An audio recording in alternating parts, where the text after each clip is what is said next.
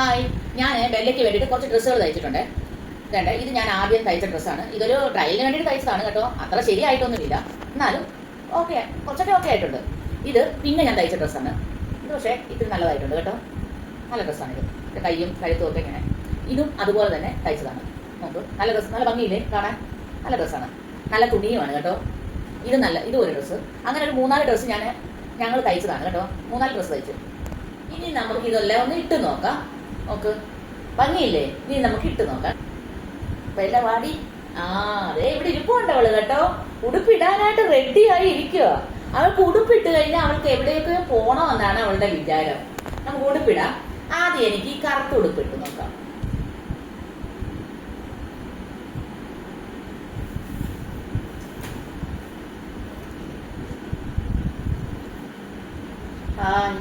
അവള് ഉടുപ്പിട്ട് കേട്ടോ. നോക്ക്, ഇത് രസമായിട്ടുണ്ട്. ഇത്രയൊക്കെ ശരിയാവുമെന്നൊന്നും ഞാൻ വിചാരിച്ചില്ല കേട്ടോ. പക്ഷെ നല്ലോണം ശരിയായിട്ടുണ്ട്.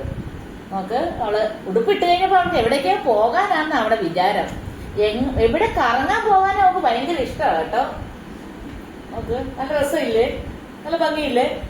ഇത് ഞാൻ യൂട്യൂബിൽ കൂടെ കണ്ട് തയ്ച്ചതാണ് കേട്ടോ. കുറച്ചൊക്കെ മിസ്റ്റേക്കുകൾ വന്നിട്ടുണ്ട്. നല്ല രസമില്ലേ? നിങ്ങൾക്കും വേണമെന്നുണ്ടെങ്കിൽ ഇത് ഞാൻ പറഞ്ഞു തരാം അടുത്ത വീഡിയോയിൽ. ഇത് എങ്ങനെ തയ്ക്കണ്ടേന്ന് നിങ്ങളുടെ മക്കൾക്കും ഇത് തയ്ച്ചു കൊടുക്കാൻ പറ്റും. കണ്ടോ, രസമില്ലേ കാണാൻ? നമ്മുടെ കഴുത്തൊക്കെ നോക്ക്, നല്ല ഭംഗിയായിട്ട് നല്ല രസമായിട്ട് വന്നിട്ടുണ്ട്.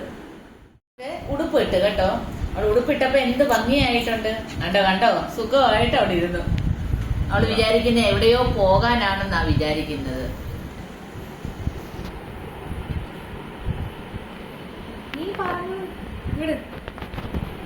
നല്ല ഭംഗിയില്ലേ ഈ ഉടുപ്പ്? നല്ല രസമുണ്ടല്ലയോ? ഇനി ഞാൻ അടുത്ത വീഡിയോയിൽ മറ്റുള്ള ഉടുപ്പുകളും ഇട്ട് കാണിക്കാം കേട്ടോ.